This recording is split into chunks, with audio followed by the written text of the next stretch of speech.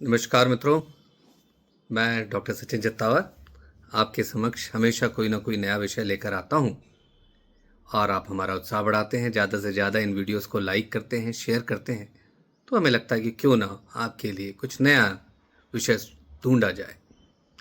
मित्रों, एक विषय के बारे में बहुत लोगों की क्वेरीज आती हैं, लोग चाहते हैं, उनके मन में कुतूहल है। एक ऐसा हार्मोन है जिसका नाम है कॉर्टिसोल।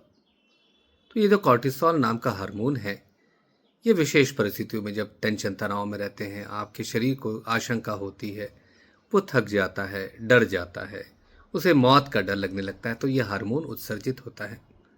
तो ये एड्रीनल नाम की ग्रंथियां होती हैं, दो ग्रंथियां होती हैं, दोनों ही आपके गुर्दों के ऊपर होती हैं। तो ये जो हार्मोन बनाती हैं, तो ये जो कॉर्टिसोल नाम का हार्मोन है, ये ब्लड प्रेशर को बढ़ाता है, शुगर को बढ़ाता है, आपको डर की अवस्था में पूरी तरह से तैयार करता है, जिससे आप बहुत अच्छे से लड़ पाएं, स्थितियों का सामना कर पाएं। मस्तिष्क में एक जगह होती है हाइपोथैलेमस। तो हाइपोथैलेमस से कॉर्टिकोट्रोपिन रिलीजिंग हार्मोन आता है, जो कि मास्टर ग्रंथि, मैं हमेशा कहता हूं ना कि सारी हार्मोन की ग्रंथियों को नियंत्रित करने के लिए मास्टर ग्रंथि है। तो ये मास्टर ग्रंथि पिट्यूटरी है, यह हार्मोन उत्सर्जित करता है ACTH। आप बोलेंगे साहब बहुत टेक्निकल हो रहा है, थोड़ा सा मालूम होना चाहिए। तो जो ACTH नाम का हार्मोन है, ये फिर एड्रिनल नाम की ग्रंथि को बाध्य करता है कि आप कॉर्टिसोल नाम का हार्मोन बनाएं। शरीर अब तकलीफ में है, इसको आवश्यकता है, तो आप एक ऐसे रक्षक को तैयार करें जो शरीर की रक्षा कर सके। तो यह हार्मोन एक रक्षक की तरह है। पर क्या होता है कि ऐसी अवस्थाओं में जब यह हार्मोन ज़्यादा बनने लगता है, जैसे टेंशन तनाव की अवस्था में, चिड़चिड़ेपन की अवस्था में, मन खराब हो रहा है, अवसाद हो रहा है, तो यह हार्मोन इस अवसाद की अवस्था को कभी कभार बढ़ाने लगता है। जब ज़्यादा मात्रा में होता है तो यह हार्मोन जो है, डोपामिन और सीरोटोनिन, दो हार्मोन्स होते हैं दिमाग के, तो इनके बैलेंस को बिगाड़ता है। तो आपको कहीं ना कहीं एंग्जाइटी होने लगती है, आप घबराने लगते हैं, छोटी छोटी बातों में आप कांपने लगते हैं, आप में डिप्रेशन, अवसादग्रस्त होने लगते हैं। तो ये सारी स्थितियां बनने लगती हैं, स्ट्रेस की अवस्था आने लगती है, कई बार मनोरोग की तरफ भी लेकर जाता है। तो जो हार्मोन है, जिसका काम जीवन में आपकी खुशियां लाना है और आपको बचाना है, पर वो अधिकता में हो जाए तो क्या हो सकता है? तो इसमें एक मनोरोग की समस्या भी आ सकती है। नींद की अवस्था जो है, कॉर्टिसोल अगर शाम की अवस्था में प्रायः कम हो जाता है, पर अगर शाम की अवस्था में किसी कारणवश संध्या के काल में कॉर्टिसोल बढ़ने लग जाए, तो जो आपको नींद के उत्सर्जन वाले हार्मोन हैं, जिसमें मेलाटोनिन है, सेरोटोनिन है, इसको ये कम करने लगता है। तो ऐसे मरीजों में जहाँ कॉर्टिसोल अधिक मात्रा में अप्राकृतिक रूप से शरीर में है, तो उनको नींद की समस्या होने लगती है, उनकी रात में नींद खुलने लगती है, उनका ध्यान नहीं लगता, उनका चिड़चिड़ापन आने लगता है। तो ये जो कॉर्टिसोल नाम का हार्मोन है, जब अधिक हो जाए तो क्या होता है कि आप में पेट की चर्बी बढ़ने लगती है। पेट वाला मोटापा, जो मैं कहता हूँ ना, हिंदुस्तान में हम वैसे तो दुबले पतले हैं, पर पेट से मोटे हैं। शरीर का वजन बढ़ने लगता है, शुगर बढ़ने लगता है, ब्लड प्रेशर बढ़ने लगता है। तो जो ये परिस्थितियां हैं हमारे जीवन में, ऐसा नहीं है कि कॉमन नहीं है। तो कई बार क्या होता है कि आपके मोटापे का कारण कॉर्टिसोल की अधिकता होती है। तो कभी कभार हार्मोन रोग विशेषज्ञ देखते हैं और विवेचना करने पे उनको लगता है कि हाइपर कॉर्टिसोलेमिया यानी कुशिंग सिंड्रोम की बीमारी तो नहीं हो गई। तो उसकी विवेचना करते हैं और वो मिलता है, तो उसका इलाज बहुत अच्छे से हो जाता है। तो जो कॉर्टिसोल नाम का हार्मोन है, ये आपके बहुत जगह असर दिखाता है।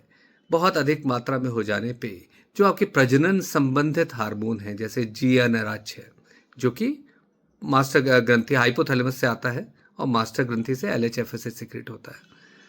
तो फिर ये आपके प्रजनन वाले हार्मोन्स को बढ़ाते हैं, तो इनको कम कर देता है। तो माहवारी बिगड़ने लगती है, बांझपन आ जाता है।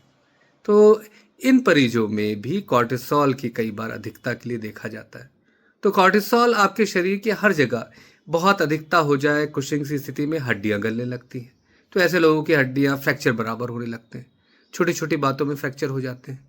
नहीं तो हड्डियां तो मजबूती का स्तंभ है, पर वो अगर इस तरह से गिरने लग जाए, तो कहीं ना कहीं जब आप अपने हार्मोन रोग विशेषज्ञ को दिखाते हैं, तो वो विवेचना करते हैं कि भाई कॉर्टिसोल नाम का हार्मोन बढ़ तो नहीं गया। तो ये जो आपके जो रोजमर्रा के जीवन शैली में प्रभाव डालने वाला हार्मोन है कॉर्टिसोल, इस हार्मोन की अगर कमी हो जाए, कई बार क्या होता है, लोगों को टीबी होती है और ये एड्रिनल ग्रंथि में सूजन आ जाती है, जिसको हम एड्रिनलाइटिस कहते हैं। तो मित्रों, एड्रिनलाइटिस एक ऐसी अवस्था है जहाँ पे एड्रिनल ग्रंथि में सूजन आ जाती है। तो एड्रिनल ग्रंथि में सूजन आ गई तो हार्मोन की कमी हो जाएगी। तो हार्मोन की कमी होगी तो क्या होगा? जब आपको आवश्यकता होगी, जब आपका शरीर डर की अवस्था में होगा, खतरे की अवस्था में होगा, तब बीपी नहीं बढ़ेगा, शुगर नहीं बढ़ेगा, बाकी चीज़ें नहीं होगी, तो आप चक्कर खा के गिर जाओगे, बेहोश हो जाओगे। कुछ लोगों में पोटेशियम की अधिकता हो जाएगी, सोडियम की कमी हो जाएगी, शरीर में भी कालापन आने लगता है। इसको कहते हैं प्राइमरी एड्रिनल इनसफिशिएंसी।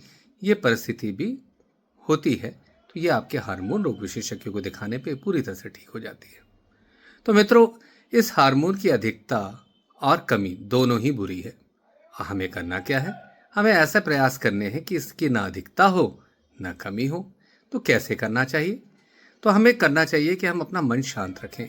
मन शांत रखने के लिए जो मन की कसरत है वो, और जो दिमाग की कसरत है वो है ध्यान।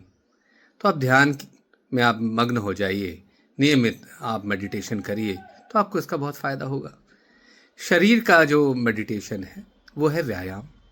तो आप जिमिंग करिए, एक्सरसाइज करिए, रनिंग, दौड़ना, भागना, कसरत करना। ये जारी रखने से भी कॉर्टिसोल की मात्रा में एक नियंत्रण, खूबसूरत नियंत्रण आप बना पाएंगे।